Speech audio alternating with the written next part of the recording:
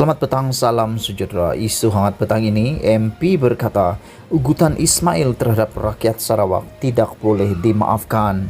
Berita sepenuhnya.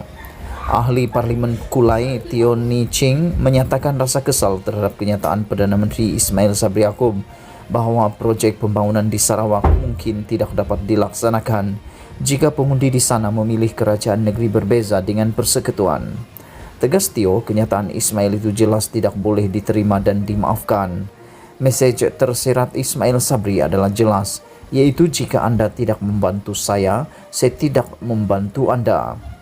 Ia lebih buruk daripada mesej Najib, anda tolong saya tolong anda ketika menjadi Perdana Menteri pada pilihan raya negeri kecil Sibu pada 2010. Dari 2010 hingga 2021, berapa lama lagi rakyat Malaysia terutama penduduk Sarawak perlu berdepan dengan ancaman dan ugutan sebegini soal Teo dalam kenyataan hari ini. Bekas Timbalan Menteri Pendidikan itu turut mempersoalkan bagaimana Ismail Sabri boleh mengaku sebagai Perdana Menteri untuk keluarga Malaysia dan pada masa sama cuba menjual naratif sedemikian kepada rakyat Sarawak. Apa yang dinyatakan oleh Ismail Sabri semalam menyinggung perasaan dan menjengkelkan kerana ia bertentangan dengan slogan keluarga Malaysia beliau sendiri.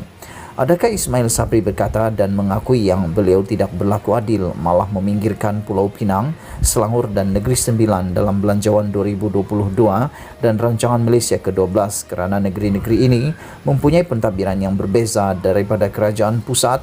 Soalnya lagi, Ismail Sabri ketika berucap di semasa majlis pemimpin bersama rakyat di Kapit Town Square di Kapit, Sarawak semalam berkata rakyat di negeri itu perlu membuat pilihan yang betul pada PRN kali ini supaya hubungan baik kekal terjalin antara kerajaan negeri dan pusat.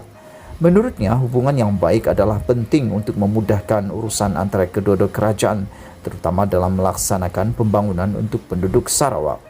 Mengambil contoh pembinaan jambatan Sungai Yong kedua bernilai RM12.6 juta yang terletak 15 km dari situ, Ismail Sabri berkata ia tidak akan terlaksana sekiranya kerajaan negeri dan pusat mempunyai haluan yang berbeza.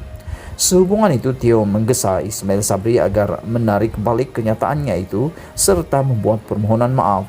Katanya jika tidak terbukti keluarga Malaysia hanyalah slogan semata-mata.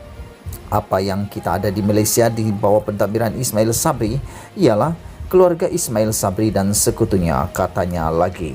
Sekian isu hangat pagi ini. Jangan lupa tinggalkan komen anda, tekan butang subscribe dan kita jumpa lagi. Malaysia kita punya, kita jaga sama-sama, cintai Malaysiaku. Bye-bye.